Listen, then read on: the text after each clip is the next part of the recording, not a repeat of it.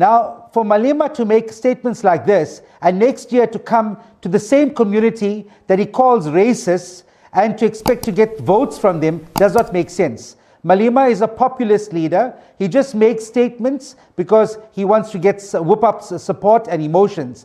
This is highly irresponsible. Most Indians are racist, not all Indians. This is the statement that Julius Malema makes. He says that look at the structure of how Indian communities are formed. There are people who always want to do things together without including people from outside the world. There are people who are conservative in nature. They don't want to mix with blacks, and they have dominated various sectors of the economy within South Africa. Take a listen to this fiery speech that cost Julius Malema a lot of trouble. And then let's talk about it later. It's extremely low. Africans and Indians do not marry each other because majority of those Indians see us as subhuman. We actually marry each other more with white people than with Indians. An Indian who marries an African gets isolated and discriminated amongst Indian communities. They see that as a taboo. That's the first point. The second point is majority of Indians do not vote for African parties. Majority of Indians do not vote for the ANC.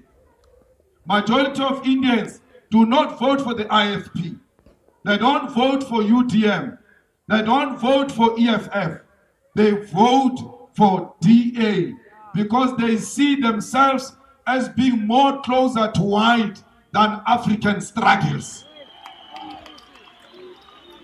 Yeah. If there are Indians who are going to catch feelings about this statement, it is your own baby to feed Malta Bella. Why should we be silenced here? Why are they an attempt to silence anything else that seeks to expose the realities that Africans are subjected to? When our deputy president shows that in parliament, they attack him because they want to silence that reality. And they tell us that Momo in treasury is a revolutionary, he fought in the struggle. If Momo fought in the struggle, he would have understood what Floyd said better than all those Indian-led mob which attacked Floyd. A revolutionary would have known that when he went into prison, that when he went into exile, he was fighting for blacks in general, but Africans in particular. That's a reality. Unless he was engaged in a struggle, Momo didn't know. But if he knew what he was fighting for, he will understand what Floyd was saying. Floyd was saying, in a situation where treasury staff, 80% of it is African, why is it always represented by an Indian? He didn't say Indian. I would have said that. I would have said, why is treasury always represented by an Indian when there is 80% African staff? Why do you ask that question, Julius? Because there is a tendency amongst our Indian brothers to look down on African brothers and sisters. And Momo should know that that thing should never be allowed. No one should look down at African brothers. Now, I found the leaders of the EFF, all of them queuing, going to explain themselves to people who have made it their business to misunderstand the EFF. They know what we're saying. They understand what we're saying. They deliberately distort what we're saying. They even say, why are they attacking treasury? It means they are under investigation. I want to tell all those Indian journalists who organized a mob against us to know that we are not scared of SARS. We are not scared of police. We are not scared of any led Indian mob. We're not scared of anything. We're not scared of the media. You have tried to destroy us before. You failed. You will fail again because we are not made by the media. We are made by these masses of our people. Why should we be blackmailed here? Why should we be silenced by every Indian who found a strategic position, be it the institution of higher learning, be it in business, be it in the government institutions, be in the media? When you speak against them, they organize some sort of Indian mob to attack us and expect us to keep quiet. I will never keep quiet. It doesn't matter who says what. I want to repeat, majority of Indians are racist and they do not like African people. They look down on them, and until we speak about that reality, they will never change. We have to confront that truth so that they change and become better people. Yeah.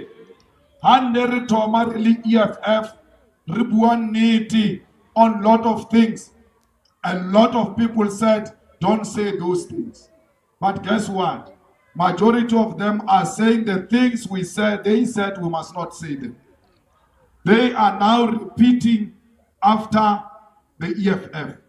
Even on this question that we are starting today, we are saying it's a reality which must be confronted. Now, if you go and check who are the beneficiaries of BEE, it's Indians. Because they are rated as black, and therefore they get the same priority as all of us. Yet during apartheid, we were not oppressed the same. We propose that a BEE arrangement must be amended.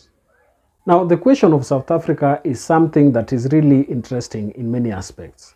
We remember that South Africa is among the countries that received their independence last in the continent. And therefore, the white people and even the Indians who lived in those countries ensured that they established systems to continue their existence within that country. I am talking about the controllers and the movers of the economy within South Africa. You know that a larger percentage of South African economy is controlled by white people and also the Indians. And that is why when he is talking about Indians being racist, he is aiming at them because of the manner in which they have ensured that their businesses continue to exclude some of the Africans that are supposed to really benefit from these industries. We know that Indians came to Africa in different aspects. For instance, in Kenya, they came to Kenya with many purpose, and they were brought by the British. They came to build the railway lines. They built those railway lines, and after building these railway lines, they remained in those countries. And one thing that they did is to continue being entrepreneurial and build businesses within these countries. And this has led to Indian dominance in different sectors. For instance, in Kenya, pharmaceutical industries are largely controlled by the Indians. Different kind of businesses are controlled by the Indians. And therefore, the stake that they have in the economies of most African countries is really high. And that is why there is need for them to also find a way of coexisting together peaceably with other black people. Because as we know, when there is a high disparity in terms of wealth, there is a high risk of criminal activities occurring. Because there is that section of the society that is going to see themselves as people who are deprived of the rightful resources that they should be having. They are going to look at themselves and feel sorry for themselves. And that is why I believe Julius Malema here is saying, and is very careful with his words. Remember, these words became a matter of litigation because it was viewed like Julius Malema is somebody who is out to antagonize blacks and the Indians. Yet these people have coexisted peaceably for quite some time. But we must remember that there is that time when a leader must come out and speak the truth as it is. Because I believe in him. He has always said that he is not out here to fight and win elections just because of political expediency. His main aim is to ensure that even if he loses elections, he loses them on principle. He does not want to do deals. He does not want to engage in issues that are going to compromise his stand in the society, that are going to compromise the call that he has always called for to ensure that Africans as a people remain together and each and every other person is empowered to the level that they can grow and match what their forefathers desired for them. Now that clip is really self-explanatory.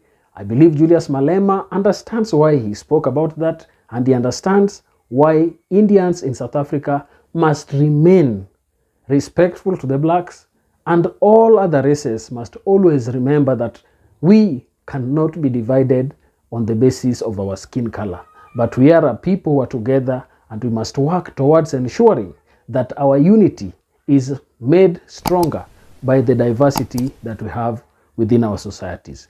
That is it from me. Please remember to subscribe to this channel if you have not subscribed, like this video, and also share. Thank you, and may the good Lord bless you. Goodbye.